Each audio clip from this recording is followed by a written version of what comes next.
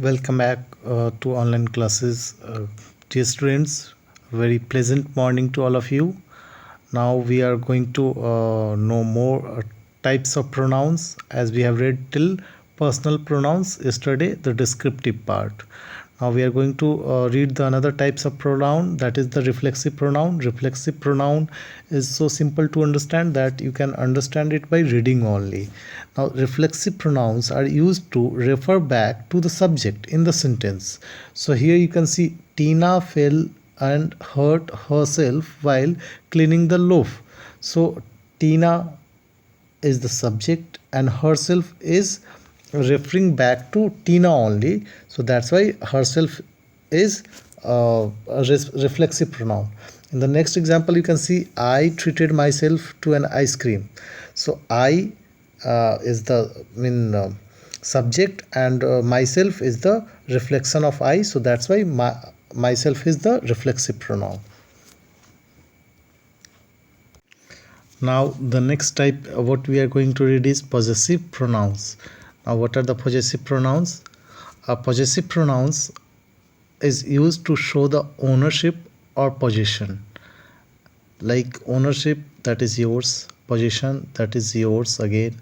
So we can see through the example, the house over there is ours. The house over there is ours.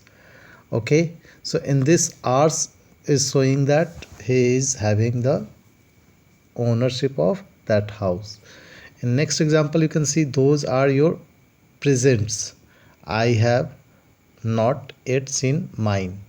In this, mine is showing the ownership or the possession of that presents.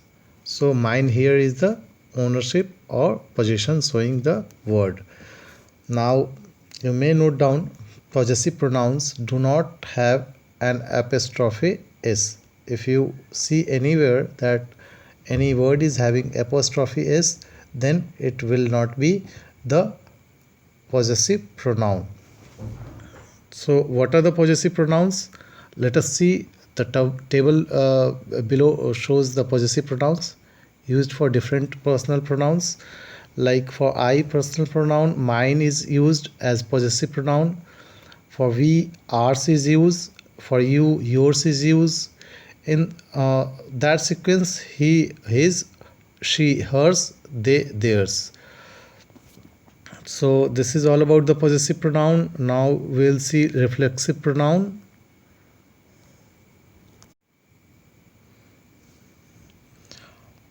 Dear students, now in the next sequence we are going to learn about interrogative, relative, demonstrative and indefinite pronouns.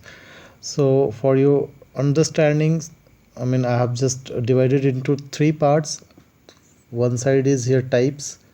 What types are? Interrogative pronouns, relative pronouns, demonstrative pronouns and distributive pronouns and indefinite pronouns. These are the types of pronouns. And where are the uses it appears for? The first interrogative pronoun, the usage is to ask questions. Interrogation means like you'll have to do inquiry in such a manner that it sounds like you are asking question, and the pronoun we can take for that is who, whom, whose, which, what. Now we can see some examples as well, that what do you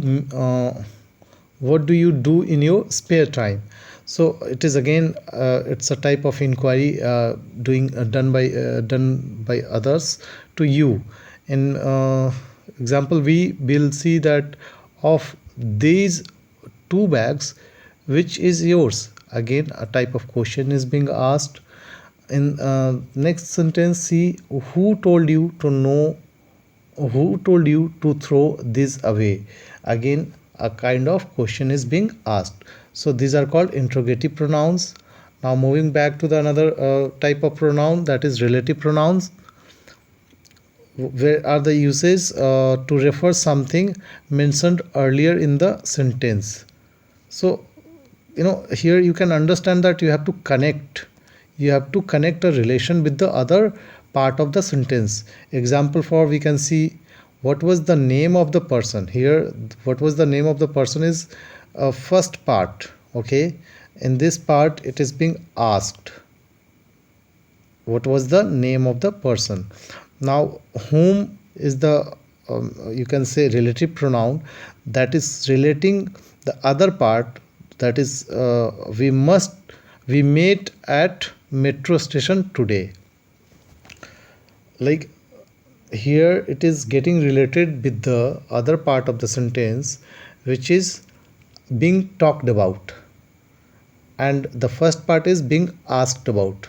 So uh, relating a relationship between talked about and between asked about, the word which plays the important role, that is called relative pronoun. Now we can see some example of those words, like again same which you have seen in interrogative pronoun, but you can see that that is a declarative type of sentence word. So it is again not being used in interrogative and only being used in relative. Now in the sequence next is demonstrative pronouns. Now what is where are the uses? You can see to point out an indefinite specific nouns. Now what are the indefinite specific nouns? You can see it in the example. We have two lists. We have two lists. I'll check this one. So in one part it is talking about a specific thing, a specific noun, that is two lists, and in other part it is also pointing the indefinite things, like I will check this one. So which one he will check first? It is indefinite one, and you check that. In next sentence you will see I like the photograph. These are very nice. Again it is declarative in nature, like it is certifying that since he has liked those photographs, he is declaring that very nice. And the declarative pronouns are these, that, those.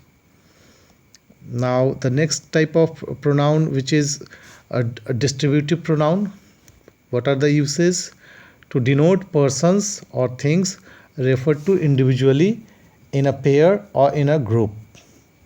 Now we can see the example. Either of you could go to receive Mrs. Burton at the station. Now in this example you can see here the things referred individually, in a pair or in a group. Now either of you is a pair, could go to receive Mrs. Barton at the station. So it is being referred or denoted persons or things which are in pair or in group. So to show this relationship with this, it is being either is used, either of you. And in this sequence, one more important thing which you have to understand: whenever either is used, then or will be used, and neither is used, nor will be used. Next example, each one of them is excited about this pronoun. Now each one is like talking about more than two persons, so since it is group, so it is a distributive pronoun. Now indefinite pronoun itself sounds like indefinite in numbers to refer a person or things in general, like talking about boys, girls, students. So when we are talking about these all things that we do not have any kind of number in our mind, so we are saying each one is each one is having a general sense. Let's see the example. Let everyone exit the train before entering it. Let everyone exit the train before entering it. So it is asking from indefinite number, but it is saying that everyone, the number could be anything.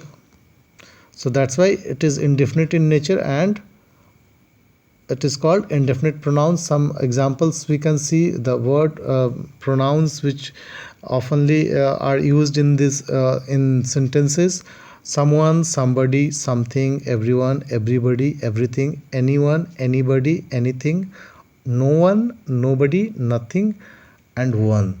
These are the examples of indefinite pronouns. So dear students, now we have reached to the end of today's session, and i'll uh, I'll believe that you have just understood it in very simple way. If you are having any question related to this topic chapter, you may ask me in mail. You can write it down in message or in group also. I'll try to solve it out. We'll meet next time. Till then, stay healthy and stay safe. Have a nice day. Take care. Bye bye. Thank you.